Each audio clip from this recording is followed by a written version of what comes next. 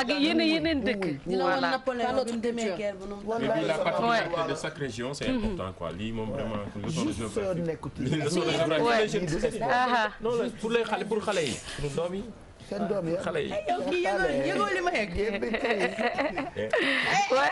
daga juri donc daal comme Pape Cheikh lañ ko waxee tungu ne du teew ñuy nag dañ koy dalal rek ci plateau bi kon nag Racky dalal ak jàmm.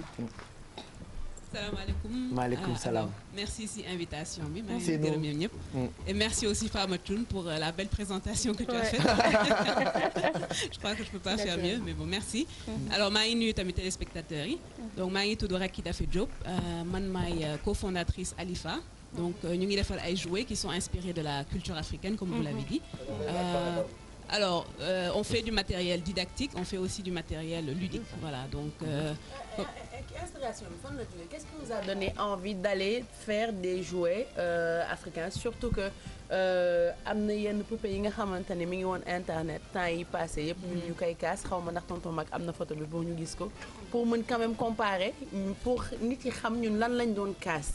Donc yow qu'est-ce qui t'a fait décider de jug dem defar yi nga xamante ne buñ ko xoolee dinañ gis suñu culture. Comme ni ñu koy gisee en fait il y avait un besoin qui existait. Voilà donc man je me suis inspirée plutôt de mes enfants parce que bu ma amee samay doom ci laa commencé intéressé wu ci ay jouets. Alors je me suis dit que bon j'ai cherché j'ai fait mes recherches mais vraiment il n'existait pas beaucoup de choses sur le marché. Il y avait rien. Qui représentaient la culture. Bon il y avait quelques poupées noires c'est vrai mais man góor laa njëkk a am.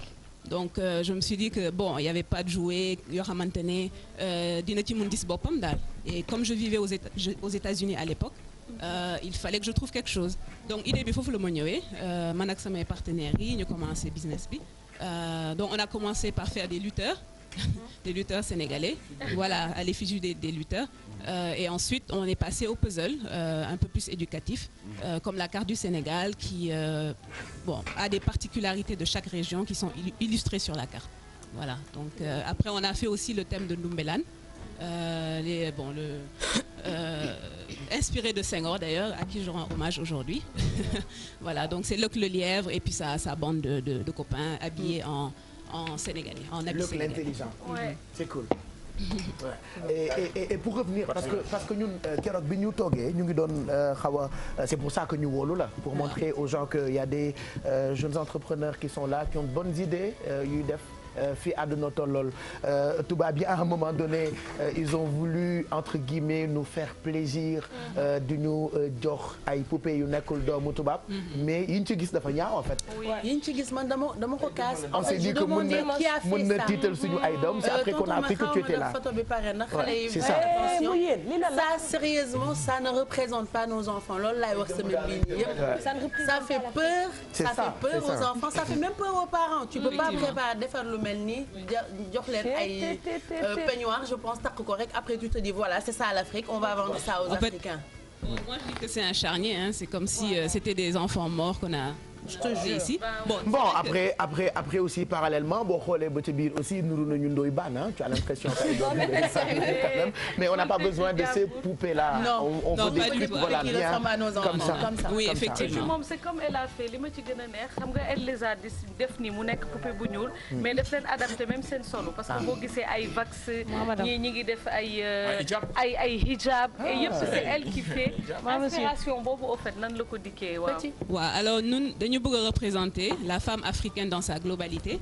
Voilà donc on a des hijabs bien sûr on a aussi des poupées afro on a des poupées tressées on a même des poupées aux cheveux lisses voilà donc en fait faut que ça représente globalité bi nga xamante ne moom la ñu am parce que exactement on n'est pas juste en mode afro ou quoi que ce soit oui am na peut-être africanité bi nga xamante ne moom la ñuy prôner mais am nañu une certaine ouverture vers ce qui se fait ailleurs exactement donc forcément poupée yi loolu la war a représenter pas juste forcer ne que waa je vais être extrémiste def africain pur et dur def yi nga xamante ne maam yi ñoo ko doon def mais moi je trouve ça super yu méngoog jamono la est-ce qu'on peut savoir li ngay proposer yëpp en termes de poupée en termes de carte géographique lépp li ngay proposer yëpp lan ak lan la pour que parents yi nga xam ne ñu ngi seetaan bëgg ñoo jël ci yow lan ak lan la ñu am choix voilà alors ñun ñu ngi def poupée noire ay poupées on les appelle les Sitoé mais c'est des types Barbie on les appelle les Sitoé alors ñoom ñoo nekk ni ku ci nekk am na turam voilà donc Aline Sitoé voilà. excellent. Bijou la tudd. Baye Cheikh. Bijou.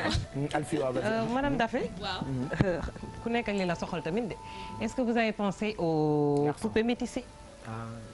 On a pensé aux poupées métissées. Bon, effectivement, j'ai la demande. yàlla baax na kañ papa. waaw récemment rek am na ku ma doon wax. waaw tax duñ defar ay poupées yoo xamante ne elles sont plus volumineuses. qui représentent aussi une autre partie de la. population parce que sénégalaise. bijou tantôt dafa ma ne. non forme juste bon volumineuse quoi disons. non jéegi jongama yi. waaw jongama yi voilà. donc ndànk-ndànk rek la ñuy def pour l'instant ñu ngi ci ceeb bu sew bi.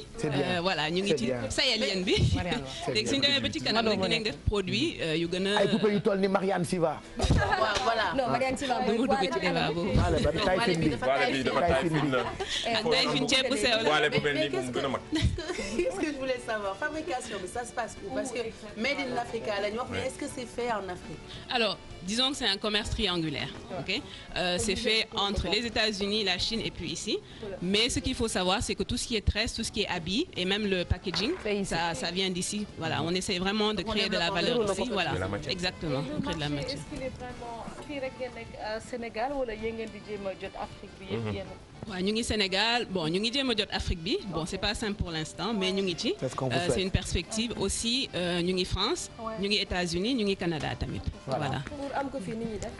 alors da ngay dugg suñu page Facebook alifa.co wala suñu site web www.alifa.co wala nga woote numéro 77 410 65 76. Est-ce que c'est cher? C'est parfait. Alors les prix varient en fonction des poupées am na yoo xamante ne mën nga ko am à 3000 francs comme lutteurs yi voilà am na. voilà am na yu 10 000 am na yu 9 000 dem na ba 25 000. voilà merci en tout cas. voilà merci. merci Racky Daffé on est content. lan la bokk ak sama rakk ji Khadija Daffé wala Daffé jee tombé rek. sama rakk la sama rakk. sa rakk la sama rakk la aussi. suñu rakk la voilà c'est ça. c'est fantastique loolu de. papam ak sama papa ñoo bokk ndey ak baay. que nous embrassons lan la wax. nee na papam ak. sama papa ñoo bokk ndey ak baay. kon la bokk ak Bala Moussa.